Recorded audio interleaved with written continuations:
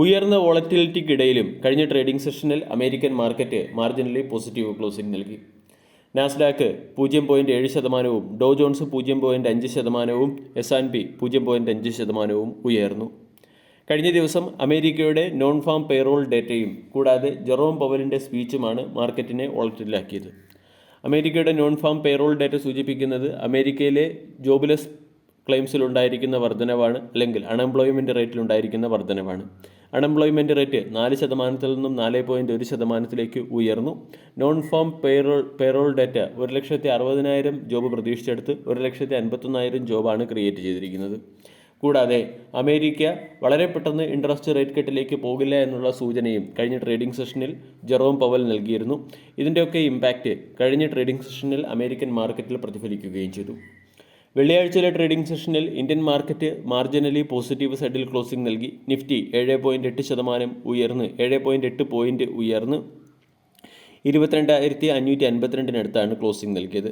Reliance Industries, Bharti Airtel, Tata Motor, Kotak Mahindra bank, Hindalco തുടങ്ങിയ സ്റ്റോക്കുകളായിരുന്നു നിഫ്റ്റിയെ മുന്നിൽ നിന്നും നയിച്ചത്. അതേസമയം Infosys, NTPC, ICICI bank, HCL technology, IndusInd bank തുടങ്ങിയവയായിരുന്നു ടോപ്പ് ലൂസർ കാറ്റഗറിയിൽ വന്നത്.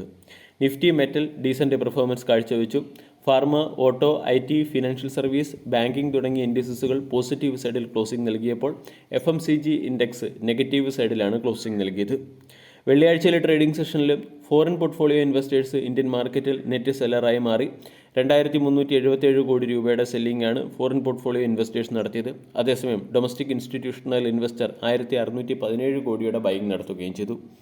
ഇനി മറ്റ് ചില പ്രധാനപ്പെട്ട സ്റ്റോക്കുകളിൽ വന്ന ലേറ്റസ്റ്റ് അപ്ഡേറ്റിലേക്ക് കടക്കാം. ഒന്നാമത്തേത് ശ്യാം മെറ്റാലിക്സ്. ശ്യാം മെറ്റാലിക്സിൻ്റെ stainless steel sales 110% year on ഇയറിൽ വർദ്ധിച്ച് 8,552 മെട്രിക് ടണ്ണായി മാറി. അലൂമിനിയം ഫോയിൽ സെയിൽസ് 23% വർദ്ധിച്ച് 1,686 മെട്രിക് ടണ്ണായി മാറി. സ്പെഷ്യാലിറ്റി അലോയ് സെയിൽസ് 0.4% വർദ്ധിച്ച് 17,067 മെട്രിക് ടണ്ണായി മാറി. കാർബൺ സ്റ്റീൽ സെയിൽസിൽ 5% ഇടിവ് വന്ന് 1.33 ലക്ഷം മെട്രിക് ടണ്ണായി മാറിയിട്ടുണ്ട്. സ്പോഞ്ച് അയോൺ സെയിൽസ് 20% ഇടിഞ്ഞ് 75,645 മെട്രിക് ടണ്ണും പെലറ്റ് സെയിൽസ് 26% ഇടിഞ്ഞ് 46,386 മെട്രിക് ടണ്ണുമായി മാറി. ഈ ബിസിനസ് അപ്ഡേറ്റിന് മുകളിലുള്ള മാർക്കറ്റ് റിയാക്ഷൻ ശ്യാം മെറ്റാലിക്സ് എന്ന സ്റ്റോക്കിൽ പ്രതീക്ഷിക്കാവുന്നതാണ്. സൺ TV നെറ്റ്വർക്ക് 2 രൂപ 50 പൈസ പെർ ഷെയർ എന്ന റേറ്റിൽ ഡിവിഡൻഡിന് അപ്രൂവൽ നൽകിയിട്ടുണ്ട്. റെയിൽടെൽ കോർപ്പറേഷന് ഈസ്റ്റേൺ സെൻട്രൽ റെയിൽവേയിൽ നിന്നും 47.5 കോടി രൂപയുടെ ഒരു ഓർഡർ ലഭിച്ചിട്ടുണ്ട്.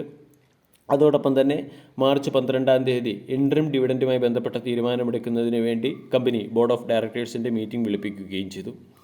ലുപിൻ എന്ന സ്റ്റോക്കിനെയും ഇന്നത്തെ ട്രേഡിംഗ് സെഷനിൽ ഫോക്കസ് ചെയ്യാവുന്നതാണ്. റിവാറോക്സബൻ എന്ന ടാബ്ലറ്റ് കമ്പനി അമേരിക്കൻ മാർക്കറ്റിൽ റീലോഞ്ച് ചെയ്യുകയാണ്. US FDA ഇതുമായി ബന്ധപ്പെട്ട അപ്രൂവൽ നൽകുകയും ചെയ്തു. മറ്റൊരു സ്റ്റോക്ക് M&M ആണ്. M&Mൻ്റെ ടോട്ടൽ പ്രൊഡക്ഷൻ 10.4% ഇയർ ഓൺ ഇയറിൽ വർദ്ധിച്ച് 81,302 യൂണിറ്റായി ഉയർന്നിട്ടുണ്ട്. ടോട്ടൽ സെയിൽസ് 13% വർദ്ധിച്ച് 80,641 യൂണിറ്റിലേക്ക് എത്തുകയും അതേസമയം എക്സ്പോർട്ട് 49.7% ഇടിഞ്ഞ് 1,539 യൂണിറ്റിലേക്ക് എത്തുകയും ചെയ്തിട്ടുണ്ട്. ഈ ഓട്ടോമൊബൈൽ സെയിൽസ് ഡേറ്റയ്ക്ക് മുകളിലുള്ള മാർക്കറ്റ് റിയാക്ഷനും ഇന്നത്തെ ട്രേഡിംഗ് സെഷനിൽ ഫോക്കസ് ചെയ്യാവുന്നതാണ്. ആൾകാർഗോ ഗതി എന്ന സ്റ്റോക്കിനെയും ഇന്നത്തെ ട്രേഡിംഗ് സെഷനിൽ ഫോക്കസ് ചെയ്യാം.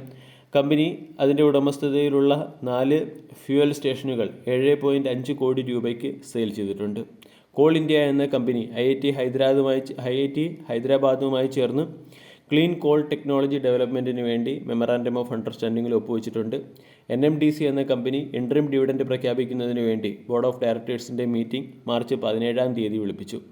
IRB ഇൻഫ്രയുടെ ടോൾ കളക്ഷൻ റിപ്പോർട്ട് പുറത്തു വന്നിട്ടുണ്ട്. ഫെബ്രുവരി മാസത്തെ ടോൾ കളക്ഷൻ 14.5% ഇയർ ഓൺ ഇയറിൽ വർദ്ധിച്ച് 529 കോടിയായി മാറി. ആവറേജ് ഡേ ടോൾ കളക്ഷൻ 18.9% വർദ്ധിച്ച് 18.9 കോടിയായി മാറുകയും ചെയ്തു. GMR എയർപോർട്ട് എന്ന കമ്പനി ഡൽഹി ഇൻ്റർനാഷണൽ എയർപോർട്ടിൻ്റെ 10% സ്റ്റേക്കുകൾ അക്വയർ ചെയ്തു. ഇതുവഴി ഡൽഹി ഇൻ്റർനാഷണൽ എയർപോർട്ടിലുള്ള GMR എയർപോർട്ടിൻ്റെ സ്റ്റേക്ക് ഹോൾഡിംഗ് 64% നിന്നും 74% ഉയർന്നിട്ടുണ്ട്. ബിർള കോർപ്പറേഷൻ എന്ന സ്റ്റോക്കിനെയും ഇന്നത്തെ ട്രേഡിംഗ് സെഷനിൽ ഫോക്കസ് ചെയ്യാവുന്നതാണ്. CGE2 ഹൈബ്രിഡ് എനർജി എന്ന കമ്പനിയുടെ 6% സ്റ്റേക്കുകൾ ബിർള കോർപ്പറേഷൻ 5.7 കോടി രൂപയ്ക്ക് അക്വയർ ചെയ്യുകയാണ്. ഇതിൻ്റെ പശ്ചാത്തലത്തിൽ ഫോക്കസ് ചെയ്യാം. GR ഇൻഫ്രാസ്ട്രക്ചർ എന്ന കമ്പനി 12 രൂപ 50 പൈസ പെർ ഷെയർ എന്ന റേറ്റിൽ ഡിവിഡൻഡ് പ്രഖ്യാപിച്ചിട്ടുണ്ട്. ഈ ന്യൂസിൻ്റെ പശ്ചാത്തലത്തിൽ GR ഇൻഫ്ര എന്ന സ്റ്റോക്കിനെ ഫോക്കസ് ചെയ്യാം. ടാറ്റ പവർ എന്ന കമ്പനി ആന്ധ്രാപ്രദേശ് ഗവൺമെൻറ്റുമായി ചേർന്ന് അവരുടെ റിന്യൂവബിൾ എനർജി കപ്പാസിറ്റി ഡെവലപ്പ് ചെയ്യുന്നതിന് വേണ്ടി ഒരു ഡീലിൽ ഒപ്പുവെച്ചിട്ടുണ്ട്. ഏകദേശം 49,000 കോടി രൂപ മുടക്കി 7,000 megawatt renewable energy project setup ചെയ്യാനാണ് ടാറ്റ പവർ ആന്ധ്രാപ്രദേശ് ഗവൺമെൻറ്റുമായി ചേർന്ന് ഡീലിൽ ഒപ്പുവെച്ചിരിക്കുന്നത്. ഓറിയൻ്റൽ ഇൻഫ്രാസ്ട്രക്ചർ എന്ന കമ്പനിക്ക് തുടർച്ചയായി ഓർഡറുകൾ ലഭിക്കുകയാണ്. റീസെൻ്റ്ലി റെയിൽ കോച്ച് ഫാക്ടറിയിൽ നിന്നും 42.89 കോടി രൂപയുടെ ഓർഡറും ഓറിയൻ്റൽ റെയിൽ ഇൻഫ്ര എന്ന കമ്പനിക്ക് ലഭിച്ചിട്ടുണ്ട്. JSW സ്റ്റീൽ എന്ന കമ്പനിയുടെ ഫെബ്രുവരി മാസത്തെ സ്റ്റീൽ പ്രൊഡക്ഷൻ റിപ്പോർട്ട് പുറത്തു വന്നിട്ടുണ്ട്. ഇവിടെ ക്രൂഡ് സ്റ്റീലിൻ്റെ പ്രൊഡക്ഷൻ 12% ഇയർ ഓൺ ഇയറിൽ വർദ്ധിച്ച് 24.07 ലാക്ക് ടണ്ണായി മാറി. വീഡിയോ എല്ലാവർക്കും ഇഷ്ടമായി എന്ന് വിശ്വസിക്കുന്നു. താങ്ക്